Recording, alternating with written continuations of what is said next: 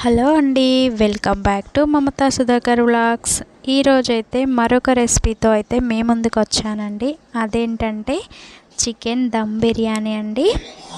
చాలా బాగా చేసాము, ఈరోజు ఇంట్లో ప్రిపేర్ చేసామండి. ఎంతో టేస్టీ అయిన రెస్టారెంట్లో ఎలా అయితే టేస్ట్ ఉంటుందో అలాగా వచ్చేలాగా ఈరోజైతే ప్రిపేర్ చేశాను. చాలా బాగా కుదిరిందండి. అది ఎలా చేయాలి, అందులో ఏమేం ప్రాసెస్ అంటే ఇంగ్రీడియంట్స్ ఏం తీసుకోవాలి, మనకు అంత టేస్ట్ వచ్చేలాగా మనం ఎలా ప్రిపేర్ చేసాము అనేది అయితే ఈరోజు వీడియోలో మీకైతే చెప్తానండి. వీడియోని ఎక్కడ కూడా స్కిప్ చేయకుండా ఫస్ట్ నుంచి లాస్ట్ వరకు చూడండి. ఓకేనా ఫ్రెండ్స్? నచ్చితే లైక్ చేయండి, సబ్స్క్రైబ్ చేసుకోండి, మీ ఫ్రెండ్స్కి రిలేటివ్స్కి షేర్ చేయండి. ఫస్ట్ అయితే నేను ఆ గ్లాస్ తోటి 4 గ్లాసుల వరకు బాస్మతి రైస్ని అయితే తీసుకున్నానండి. బాస్మతి రైస్ తీసుకున్న తర్వాత ఆ రైస్ని 1కి 2 సార్లు శుభ్రంగా కడుక్కోవాలండి. వాష్ చేసిన తర్వాత కొన్ని వాటర్ పోసి ఆ బియ్యంలోనే ఆ రైస్లో వాటర్ పోసి ఒక హాఫ్ అన్ అవర్ వరకు మనం వాటిని నానబెట్టుకోవాలండి. తర్వాత బిర్యానీలోకి చికెన్ని తీసుకోవాలి.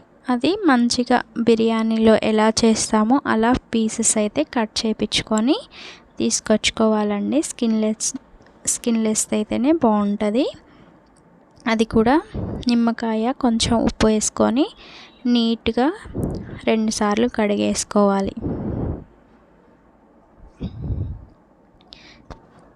కడిగిన తర్వాత పక్కకు పెట్టేసుకోవాలి.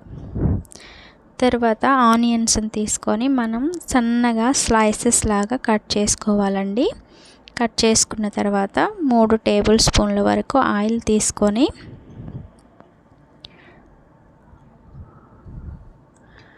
ఆనియన్స్ వేసి మంచిగా ఫ్రై చేసుకోవాలి. అవి బ్రౌన్ కలర్ వచ్చేంత వరకు మనమైతే ఫ్రై చేస్తూ ఉండాలండి.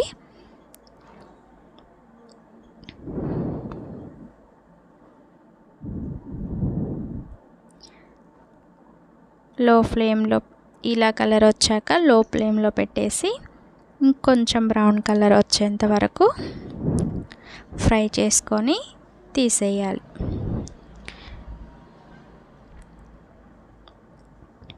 తర్వాత అదే కళాయిలో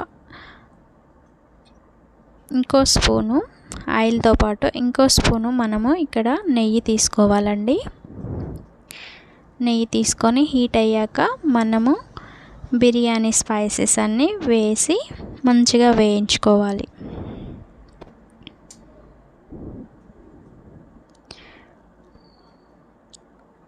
అవి అలా వేగాక మనం అల్లం వెల్లుల్లి పేస్టు 2 స్పూన్స్ వరకు తీసుకొని దాన్ని కూడా ఫ్రై చేసుకోవాలి. పచ్చి వాసన పోయే వరకు అల్లం వెల్లుల్లి పేస్ట్ను కూడా మంచిగా ఫ్రై చేసుకోవాలండి. గిన్నె మాడిపోకుండా లో ఫ్లేమ్లో పెట్టి మంచిగా ఫ్రై చేసుకోవాలి. అలా ఫ్రై అయ్యాక ఆయిల్తో పాటు మొత్తం తీసి గిన్నెలో పక్కకు పెట్టుకోవాలి. తర్వాత అదే కళాయిలో ఆయిల్ కానీ వాటర్ కానీ లేకుండా మనం తీసి పెట్టుకున్న చికెన్ని వేసి అందులో పసుపు ఉప్పు వేసి మనమైతే ఆ ముక్కల్ని ఉడికించాలి.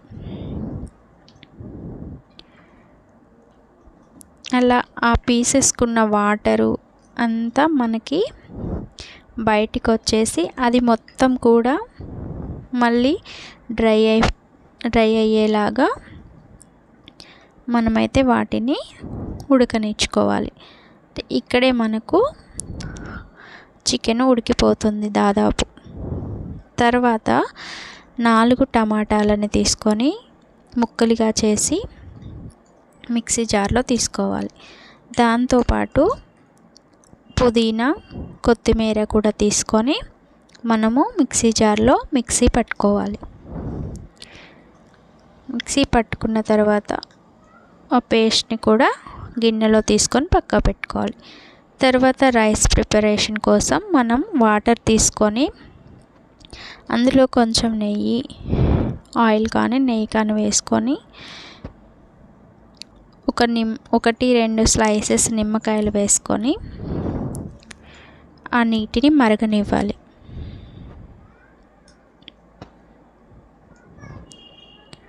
నీళ్ళు మరిగాక కలిపెల్లాడుతున్నప్పుడు మనం ముందుగా నానబెట్టుకున్న బిర్యానీ రైస్ని అయితే వేసి మంచిగా నీట్గా కలుపుకోవాలి.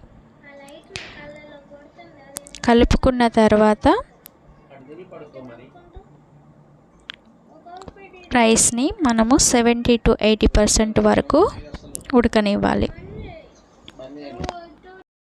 80% ఉడికాక తీసుకోవాలి. తర్వాత మనం ఇప్పుడు ఉడికించి పెట్టుకున్న చికెన్ని ఒక మందపాటి గిన్నె తీసుకోవాలి, అడుగు మాడకుండా. అందులో వేసి మనం ముందుగా తయారు చేసుకున్న బిర్యానీ స్పైసెస్, అల్లం వెల్లుల్లి పేస్టు, అలాగే టమాటా కొత్తిమీర పేస్టు, కొంచెం పెరుగు, సరిపోయేంత కారం, 2-3 పచ్చిమిర్చీలు కట్ చేసి, కారము, ఉప్పు, ధనియాల పొడి, గరం మసాలా, బిర్యానీ మసాలా ఉంటే వేసుకోవచ్చు. ఇక్కడైతే నేను వేయలేదండి. అన్ని స్పైసెస్ అన్నీ వేశాక దాన్ని మంచిగా కలుపుకోవాలి. చికెన్ని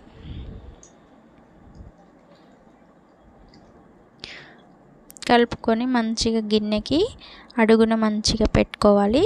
తర్వాత మనం రైసు 70 to 80% ఉడకపెట్టిన రైసు మనం దానిపైన లేయర్స్ లాగా వేయాలండి. ఫస్ట్ లేయర్ వేశాక ఫ్రైడ్ ఆనియన్స్ని వేసుకోవాలి. మళ్ళీ సెకండ్ లేయర్ రైస్ వేసుకొని మళ్ళీ తర్వాత ఫ్రైడ్ ఆనియన్స్, కొత్తిమీర, పుదీనాతో గార్నిష్ చేసుకొని మళ్ళీ ఇంకో లేయర్ కూడా రైస్ వేసుకోవాలండి. తర్వాత ఇక్కడ ఫుడ్ కలర్ కొంచెం యాడ్ చేస్తున్నాను. మీ దగ్గర కుంకుమ పువ్వు ఉన్నా కూడా దాని వాటర్ యాడ్ చేసుకుంటే మంచిగా ఉంటుంది. తర్వాత పైన కొంచెం గార్నిష్ కోసం ఫ్రైడ్ ఆనియన్స్, కొత్తిమీర, పుదీనా వేసానండి. తర్వాత దమ్ చేయాలి. దానికోసం పైన టిష్యూస్ పెట్టాను. టిష్యూస్ పెట్టి పైన మూత పెట్టేసి కొంచెం బరువు కోసం దమ్ వేస్తున్నాం కదా, బరువు కోసం గిన్నెలో వాటర్ పోసి పెట్టాను. ఇలా దమ్ చేసిన బిర్యానీని ఒక 15 నుంచి 20 నిమిషాలు ఉడకనివ్వాలి. ఉడికిన తర్వాత ఆ టిష్యూ పేపర్స్ తీస్తే మనకైతే ఇలా బిర్యానీ రెడీ అయిపోతుంది. దీన్ని స్టవ్ మీద నుంచి దించి ఒక 5 minutes అలా పక్కకు పెట్టేయాలి.